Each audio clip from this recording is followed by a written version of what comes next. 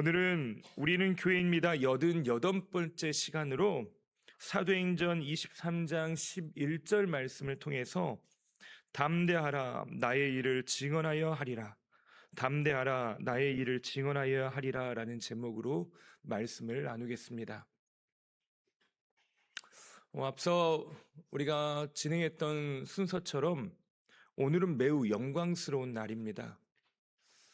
사람이라고 하는 것이 태어났을 때, 어린아이가 태어났을 때 온 가족이 얼마나 가슴 졸이며 또 행복해하고 즐거워하는지 모릅니다. 우리 성도님들 보면 손주가 태어났다고 사진을 보시고 또 이야기들 하시고 하는 것들을 얼마나 자주 듣는지 모릅니다. 근데 이분들이 거짓말을 치실 때가 있어요. 저는 우리 손주 그렇게 하나도 안 보고 싶습니다. 그렇게 크게 아무 문제 없습니다 하시는 분들 보면 카톡 프로필 사진이 다 손주들 사진입니다. 제가 마음의 본심이 뭔지를 알아요. 근데 왜 그러냐? 한 사람이 태어난다는 건 얼마나 크고 행복한 일인지 모릅니다. 근데 주 안에서 한 사람이 예수를 믿고 구원받는다는 건 비교도 할 수 없을 만큼 좋은 일이죠. 근데 이 사람이 성장하고 자라서요, 이 아이가 학교를 들어갈 때 얼마나 좋은지 모릅니다. 이 아이가 벌써 이렇게 커가지고 학교를 들어가네, 이 아이가 졸업을 하네, 가정을 이루고 결혼을 하네, 이런 인생의 어떤 주기를 보면서 얼마나 그것들이 감사하고 좋은지 모릅니다.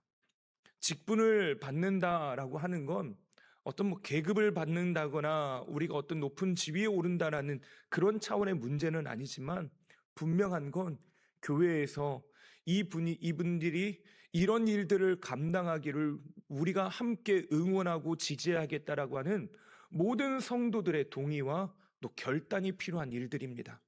내 믿음의 성장, 믿음의 분량들이 커져가면서 하나님의 은혜로 세움받는다는 것, 이것이 얼마나 큰 은혜이고 축하할 만한 일인지 모릅니다. 오늘 특별히 임원으로, 신천 임원으로 임명받으시는 우리 집사님과 권사님들에게 이 하나님의 기쁨이 함께 하시길 바랍니다. 또 우리 교회된 우리 모든 성도님들 가운데도 이 같은 기쁨이 충만하여서 우리 교회가 안에 하나님의 사람이 세워진 것으로 인하여 기뻐하고 축하하는 은혜가 함께하게 되시길 바랍니다. 특별히 제가 우리 임원분들 면담을 했을 때요, 꼭 물어본 게 있습니다. 그냥 의례껏 지나간다고 생각해 보실 수도 있겠지만 저는 의도를 갖고 물어본 게 하나 있었는데, 가족분들은 뭐라고 하시던가요? 라고 하는 걸 꼭 물어봤습니다. 왜냐? 내가 교회 생활을 하는 거에 있어서요, 가족들의 지지가 필요합니다. 아마 오늘 축하해주기 위해서 한 몇 년 만에 한번 교회에 오신 분도 있을지 모르겠고, 정말로 오랜만에 교회를 찾으신 분도 계실지 모르겠습니다. 근데 가족들을 위해서 가족들이 하나님의 사람이 세워지는 것을 위해서 지지해 주시고 격려해 주셔야 합니다. 그것이 그냥 어떤 이 교회 안에서 특별한 직분을 받았다라는 것도 축하할 만한 일이지만, 이제 가정에서 책임 있는 사람으로, 교회 안에서 책임 있는 사람으로, 또 이 사회에서 책임 있는 한 사람으로서 서는 때 우리 가족들의 지지와 격려, 우리 성도님들의 그 책임들이 필요한 것입니다. 세상에서 보면요, 꼭 이런 일들이 벌어져요. 별로 좋은 일이 아닌데 직장에서요, 당신이 교회 다녔습니까? 라고 하는 말도 듣는 것도 그렇지만, 더 안타까울 때는 언제냐면 교회 집사라고 하는 사람이 저래, 권사라고 하는 사람이 저래, 저분은 분명히 장로님이라고 그랬는데, 이런 말을 들을 때가 얼마나 가슴 아픈지 모릅니다. 근데 저는 우리 교회 성도님들이 하나님이 주시는 직임을 맡고 직분을 맡을 때 하나님께서 세우신 믿음의 사람으로 교회뿐만 아니라 가정에서 이 세상 가운데 어떤 사람들의 모범이 되어지고 칭찬받을 만한 하나님의 사람들로 세움받는 은혜가 있게 되길 바랍니다. 그러기 위해서는 가정의 지지가 필요하고 교회의 격려가 필요한 것입니다. 우리 성도님들이 이 일들을 위해서 기도해 주시기를 바랍니다. 그래서 이런 이야기들을 면담하면서 나눌 때요, 또 공통적으로 하신 이야기가 있습니다. 지난주에는 제가 이렇게 성장할 때 우리 아내의 기도가 있었고, 우리 남편이 도와줬고, 우리 가족들이 이렇게 했고, 속해 인도자님, 우리 선교회장님, 우리 교회 식구들, 우리 권사님, 집사님들이 저를 위해서 얼마나 기도해 주시고 격려해 주셨는지 모릅니다라고 하는 이야기들 꼭 빼놓지 않고 하시더라고요. 근데 또 한 가지 더 하신 이야기가 있습니다. 그건 오늘 이야기 드리려고 아껴놨던 이야기인데요. 무슨 말이냐? 두렵다라는 말을 모두 다 똑같이 하셨습니다. 직분을 맡으면 기분 좋고 행복하고요, 좋을 것 같은데 다들 하셨던 말씀들이 밤에 잠이 안 오더랍니다. 전화를 받고 나서 이거 어떻게 감당해야 될지 감이 안 잡혀서 매우 두렵더랍니다. 그래서 하지 말아야 되나라는 생각까지 하셨다는 생각을 하신 분도 있다는 이야기를 해주셨습니다. 이 두렵다라고 하는 말에 제가 여러분들 많은 분들도 이야기하셨지만 느껴진 건 이 직분의 무게에 대해서 충분히 이해하고 있구나. 이것이 그냥 어떤 명예직으로 끝나는 게 아니라 실제로 하나님께서 나를 부르신 사명으로 여기고 그 부르심으로 생각하고 있다는 거에 저는 얼마나 감사했는지 모릅니다.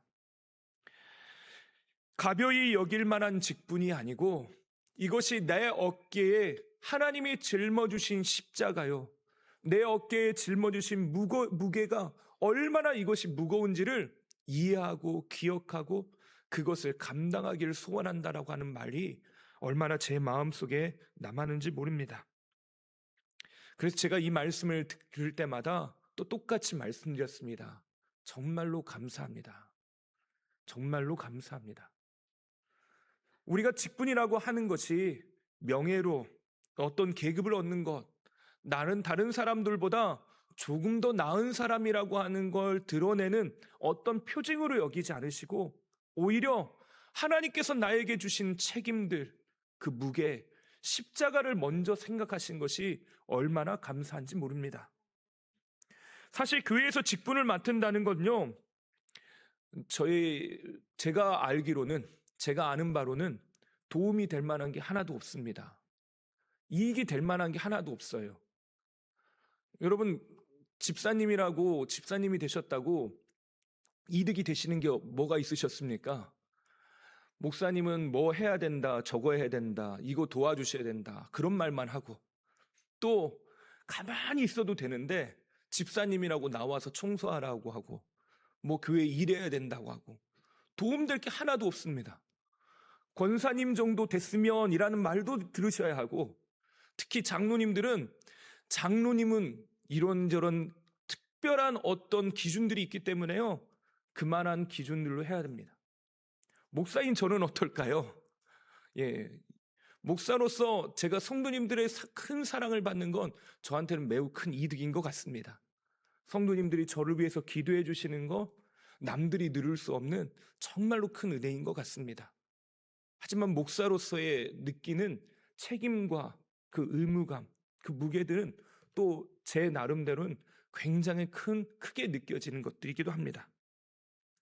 직분을 맡으면 이득이 되는 것보다는 무거운 책임과 의무만 늘어갈 뿐입니다. 포기하고 싶고 때로는 그래서 내려놓고 싶은 때도 있으실지도 모르겠습니다.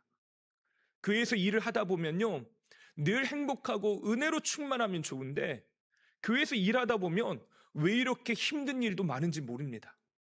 마음 상하는 일이 교회 안에서 하는 일인데도요, 내 마음을 흔들어 놓은 일들이 얼마나 많은지 몰라요. 그것 때문에 상처도 받고 때로는 섭섭한 마음도 들고, 그것 때문에 모든 것 포기하고 싶고 내려놓고 싶은 마음도 들 때가 얼마나 많은지 모릅니다.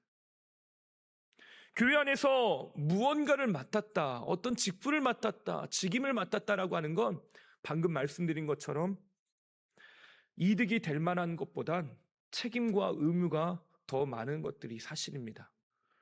우리 집사님, 권사님들 이제 되셨는데 제가 너무 무거운 이야기를 해드려서 정말 죄송합니다. 근데 그게 사실입니다. 무언가 이득이 되는 것보다 그 무게들이 얼마나 대단한지 모릅니다. 그래서 아마도 이걸 아시기 때문에 여기 있는 신천 집사님, 권사님들이 그 무게 때문에 밤잠을 설치셨다라는 이야기를 하셨는지도 모르겠습니다. 근데 중요한 건 하나님께서 이 일을 맡기셨다는 것입니다.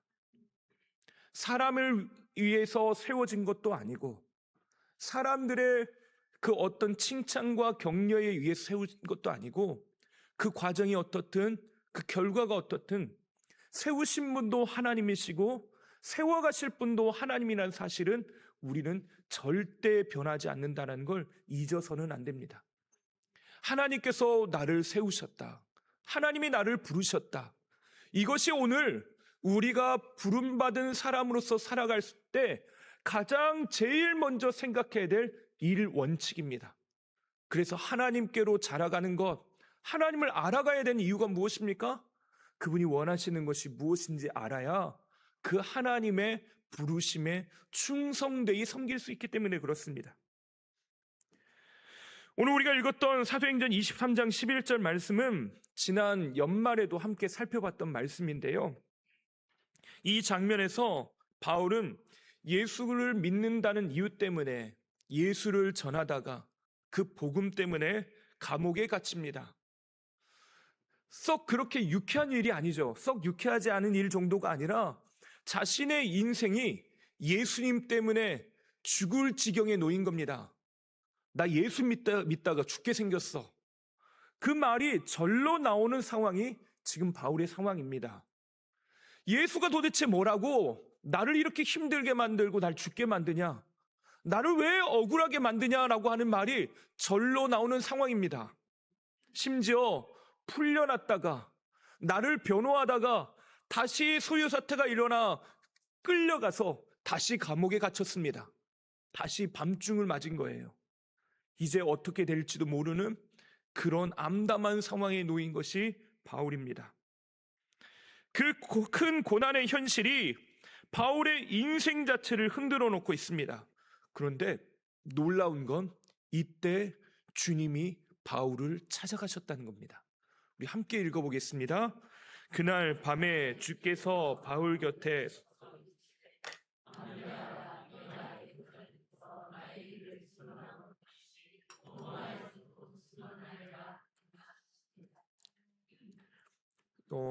여러분들 성경 중에요, 예수님이 하신 말씀을 빨간색으로 써져 있는 성경책이 많이들 있습니다.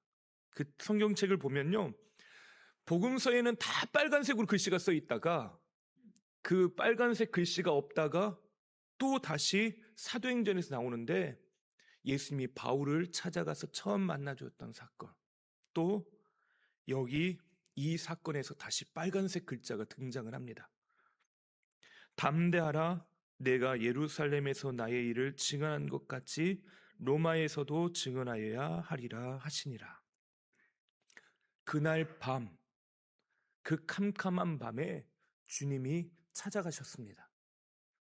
내가 서 있는 그 자리, 내가 그곳에 예수님이 찾아오셨습니다. 그리고 말씀하시기를 담대하라 라고 말씀하셔요. 지금 현재 두려움 가운데 있는 사람들, 무거운 마음으로 지금 주 앞에 서 있는 그 사람에게 주님이 말씀하시기를 담대하라 말씀하신 것입니다. 두렵고 떨리고 포기하고 싶고 애써 외면하고 싶고 회피하고 싶은 마음이 가득한데 나 이제 그만할래요. 나 이제 더 이상 못하겠어요. 이제 안 할 거예요. 이제 안 하는 거 싶어요. 나 힘든 거 다 알잖아요. 그렇게 말하고 싶을 때 주님이 말씀하십니다. 담대하라. 두려워하지 말라. 내가 너와 함께 있다. 그날 밤에 주께서 바울 곁에 서서 이르시되, 바울 옆에 서서 주님이 말씀하시더라는 것입니다. 근데 그때 주님은 곤혹스러운 그 자리를 바울에게 가서, 바울이 곤혹스러운 자리에 있으니까 주님도 회피하는 게 맞잖아요.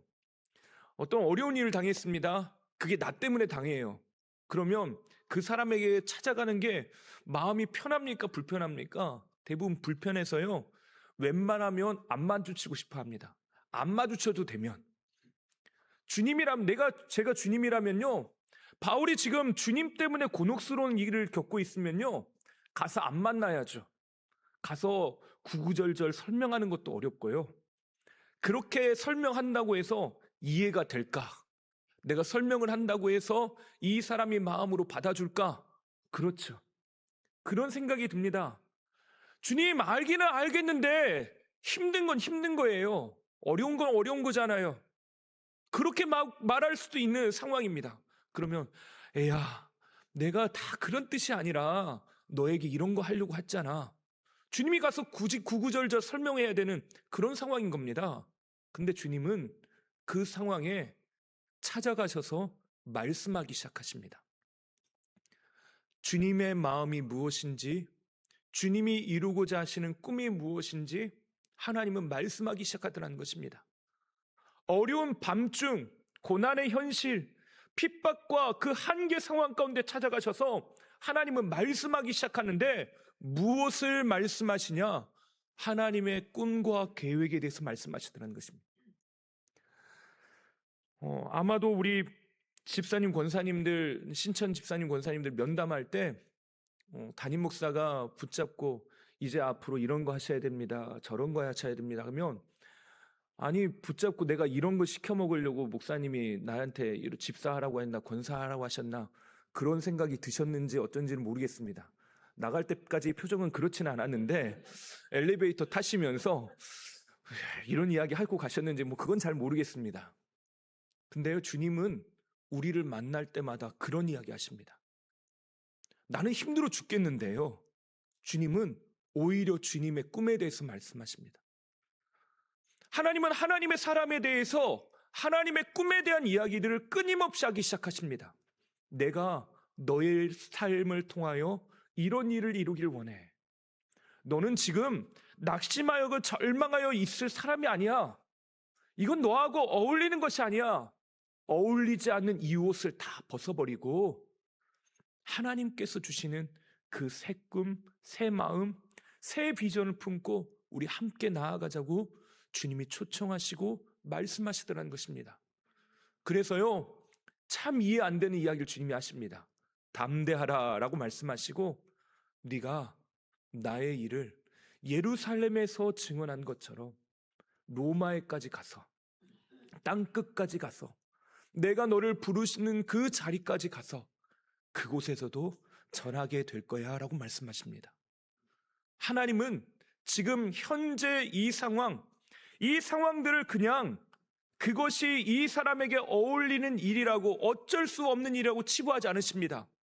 오히려 하나님은 그 자리를 벗어나게 할 뿐만 아니라 그 자리를 옮겨가실 수 있는 분이시고 하나님이 부르셨다면 책임지실 뿐만 아니라 하나님의 계획과 꿈들을 반드시 분명하게 이루실 수 있는 분이라는 걸 이 말씀을 통해 이야기하고 있다는 거죠.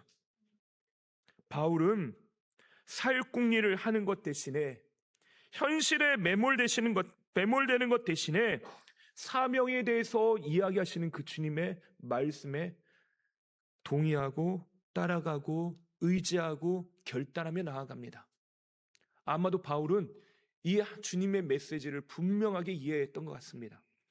그래서 예루살렘으로 바울이 3차 전도여행을 끝내고 돌아올 때 많은 사람들이 어떻게 했습니까? 예루살렘에 가면 큰일 납니다. 예루살렘에 가면 힘들 게 뻔하는데 거길 왜 가십니까? 거기 가면 힘든 일들밖에 없을 겁니다. 어렵고 힘들 게 뻔한데 왜 가요? 그렇게 이야기하자는 겁니다. 내가 주님의 일들을 감당하려고 하는데 그거 힘든데 그거 왜 하려고 합니까? 그거 하면 사람들에게 욕만 먹습니다. 그거 해봤자 알아주는 사람도 없어요. 그런 일들 해봤자 당신에게 도움될 거 하나도 없습니다. 그거 말고도 당신이 할 수 있는 일들은 얼마든지 있지 않습니까? 라고 하는 이야기가 사람들의 입에서 그렇게 쏟아져 나오더라는 것입니다. 근데 바울은 어떻게 했습니까? 내가 알기는 아는데 성령께서 그것을 내가 그런 일들이 있을 것이라고 말씀하시는데 그 성령께서 힘들고 어렵다만 말씀하시는 게 아니라 나를 이방의 사도로 삼으셨다라고 하는 걸 나는 분명히 믿습니다. 그래서 내가 이 발걸음을 멈출 수 없습니다라고 믿음으로 걸어가더라는 것입니다.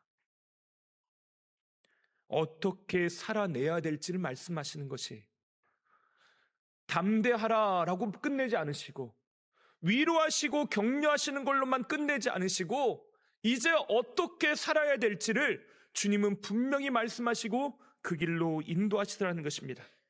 내가 지금까지 그렇게 살아왔던 것처럼 앞으로도 상황과 환경이 달라지고 서 있는 것들이 달라지고 만나는 일들이 달라지고 느껴지는 것들이 달라질지라도 복음을 전하는 그 일을 끝까지 감당해 주겠니라고 주님이 말씀하시는 것입니다. 이것은 오늘 신천 임원들뿐만 아니라 우리 모두에게 말씀하시는 것입니다. 우리의 상황과 환경이 시시각각 바뀝니다. 때로는 내가 감당할 수 없을 것 같은 고난의 문제, 어려움이 나를 흔들어 놔요. 일하다가 보니까, 또 섬기다 보니까 내가 맡은 직분들이 나를 참 힘겹게 합니다. 주님은 그때도 말씀하셔요. 하나님의 꿈, 하나님의 비전, 하나님은 나를 통해서 이루고자 하시는 그 하나님의 일들을 하나님은 기대하시고 소원하시고 하나님은 그렇게 부르고 계시는 것입니다. 바울이 예루살렘에 가면 고난당할 것을 뻔히 알면서도 예루살렘으로 간 이유가 무엇입니까? 주님의 마음을 알았기 때문에 그렇습니다. 우리가 임원으로서 또 하나님의 부르심을 받은 한 개인으로서 하나님 앞에 설 때 그 주님의 마음을 알아야 되는 이유가 여기 있는 것입니다. 그래야지만 내 상황이 변한 것 같고 내 마음이 흔들리는 그 상황 속에서도 하나님 앞에서는 믿음의 삶을 살 수 있기 때문에 그렇습니다. 바울은 자기 자신을 봤을 때 한없이 부족한 사람이었습니다. 그래서 늘 자신에 대해서 이야기하기를 나는 핍박자요, 비방자요, 폭력자라고 이야기합니다. 나는 죄인 중에 괴수라고 자기 스스로를 말하죠. 그래서 바울은 자기를 뭐라고 이야기하냐면 디모데전서 1장 11절과 12절에 솔직한 마음을 이렇게 이야기합니다. 우리 함께 좀 읽어볼까요? 이 교훈은 내게 맡기신 바 복되신 하나님의 영광의 복음을 따름이니라. 나를 능하게 하신 그리스도 예수 우리 주께 내가 감사함은 나를 충성되이 여겨 내게 직분을 맡기심이니이다. 이 말을 1장 12절을 유진 피터슨의 메시지 성경은 뭐라고 번역을 했냐면 나를 이 일의 적임자로 삼아주신 그리스도 예수께 큰 감사를 드립니다. 그대도 알다시피 그분은 위험을 무릅쓰고 내게 이 사역을 맡기셨습니다. 지금 이 말을 잘 읽으셔야 됩니다. 이 말을. 내가 주님의 게 내게 위험하다가 아니라요. 나에게 직분을 맡기신 게 얼마나 위험한 일인지 알면서도 주님이 맡겼답니다. 내가 주님이 나의 리스크가 아니라 내가 주님께 리스크래요. 내가 방해 요소가 된답니다. 내가 주님의 일을 하면요, 아골골짝 빈들에 가면 내 인생이 위험하고 힘들고 어려움에 빠질 것 같은 그런 마음의 무게감들이 있는데 오히려 바울은 뭐라고 하냐면 나는 폭력자고 비방자고 방해자이기 때문에 주님이 오히려 나 때문에 방해를 받을 수가 있답니다. 주님이 굳이 왜 이런 위험한 일을 선택하셨는지 모르겠답니다. 바울 스스로 그렇게 이야기해요. 바울은 어떤 사람입니까? 그 당시에 학식이 높은 사람입니다. 우리나라로 치면 서울대 가장 그 경쟁률이 치열한 학과에서 공부한 사람, 거기서 박사과정까지 하고 사람들에게 충분히 일할 뿐만 아니라 그때 당시에 유명 인사요, 열심을 가지고 세상을 영향력을 미치던 사람입니다. 근데 그 열심이 어떻게 흔들렸습니까? 주님을 없애고 어떻게 하면 이 세상 가운데 예수의 이름을 없앨까, 지워버릴까 고민하고 노력하던 사람입니다. 근데 그랬던 그에게 예수님이 찾아가시죠. 위험을 무릅쓰고 예수님께서 바울에게 찾아가신 이유가 무엇인가? 이런 위험한 일을 하신 이유가, 그건 주님이 바울을 사랑하실 뿐만 아니라 은혜가, 죄가 많은 곳에 은혜가 넘치게 하시기 위함인 것입니다. 바울은 스스로 비방자요, 폭력자요, 핍박자요, 죄인이라고 말했습니다. 더 나아가 자기를 뭐라고 하냐면 죄인 중에 괴수다라고 말합니다. 죄인 중에 괴수다. 내가 악독한 죄인이라고 말해요. 예수님을 적극적으로 거절하고 핍박했습니다. 그랬는데 예수님이 자신의 인생 가운데 찾아와 주셨습니다. 예수님이 그의 인생 가운데 찾아가셔서 말씀하기 시작하십니다. 세상에 살아가는 방식은요, 기브 앤 테이크입니다. 철저하게 남이 무언가 나에게 해준 대로 나도 그렇게 하는 겁니다. 그의 값에 합당한 것을 치르는 것이 마땅해요. 그것보다 더 많은 값을 치르면 손해봤다고 하죠. 누군가가 나에게 할 때도요, 마찬가지입니다. 한없이 쏟아부어주고 한없이 많은 것들을 해주지만 때로는 돌아오는 것이 상처이고 어려움입니다. 그러면 그것 때문에 견디기가 참 쉽지 않아요. 근데 주님은 어떻게 했다고요? 온전히 주님을 방해하고 핍박하고 모른다 하고 주님에게 손해되는 일들만 했는데 주님은 그런 바울에게 찾아와 주셨답니다. 그래서 로마서 5장 8절에 자신의 인생을 뭐라고 하냐? 우리 함께 읽어보겠습니다. 우리가 아직 죄인 되었을 때 그리스도께서 우리를 위하여 죽으심으로 하나님께서 우리에 대한 자기의 사랑을 확증하셨느니라. 하나님이 나를 언제부터 사랑하셨다고요? 아직 죄인 되었을 때. 내가 주님을 안다고 말하고 믿고 신뢰하고 주님을 사랑하고 착하게 살고 잘 살고 사람들에게 칭찬받을 때 산 게 아니, 나를 사랑하신 게 아니라 아직 핍박자요, 방해자요, 폭행자요, 비방자의 삶을 살고 있던 그때, 내가 주님을 고 그 어떤 기쁨, 주님이 나를 기뻐할 만한 구석이 하나도 없는 그때부터 주님은 나를 사랑하셨고 오히려 찾아와서 뭐라고 말씀하십니까? 그에게 사명을 부여하십니다. 내가 너를 사용할 거야. 그래서 바울은 끊임없이 나의 나된 것은 무엇으로 된 것이라고 이야기합니까? 하나님의 은혜로 된 것이다. 오직 주님의 은혜 외에는 나를 설명할 방법이 없다. 내가 주님 앞에 이 직분, 이방의 사도로 부름받은 이 직분을 해석할 수 있는 방법, 이 자격 요건은 오직 은혜 외에는 해석될 수 있는 것이 없다. 오직 주님의 은혜라는 것입니다.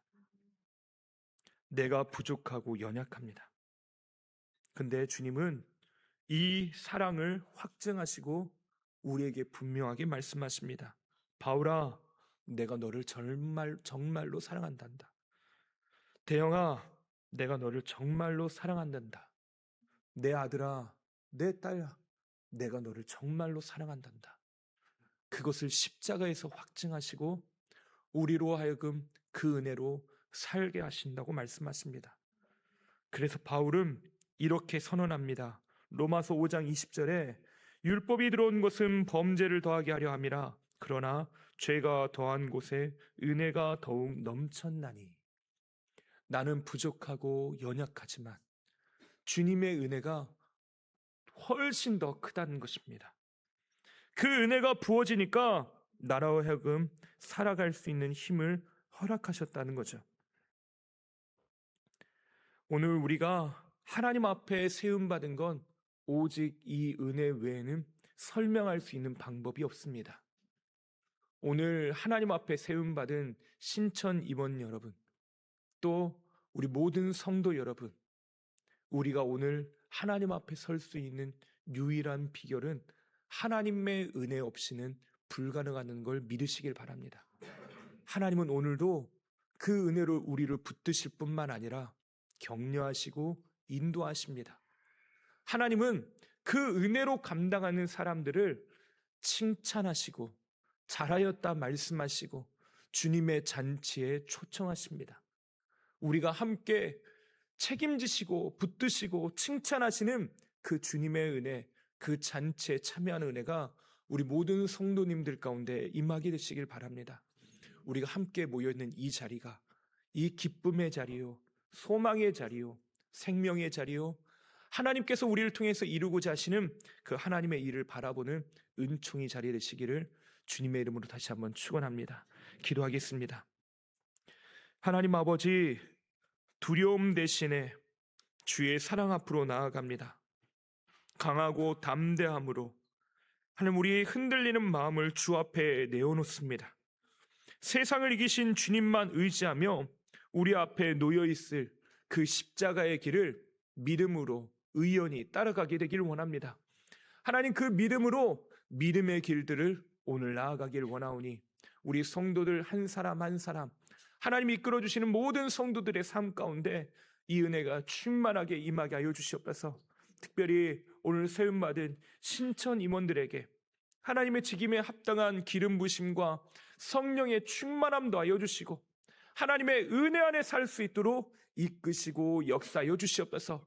또한 하나님 앞에 부름받은 하나님의 사람들, 우리 모든 성도들 한 사람 한 사람을 주의 은혜로 격려하여 주시고 은혜로 채워주셔서 하나님의 은혜로 삶을 감당하며 나아갈 때 도우시는 은혜, 책임지시는 은혜, 우리에게 복 주시는 은총, 이끌어주시고 인도하시며 우리를 보호하시며 우리 곁에 서서 말씀하시는 은혜를 우리 모든 성도들이 받아 누리게 하여 주시옵소서. 하나님께서 오늘 우리와 함께 하시고 우리의 길을 지도하시고 인도하여 주실 것을 믿사오며 우리의 모든 것 되시는 예수님의 이름으로 기도하옵나이다. 아멘.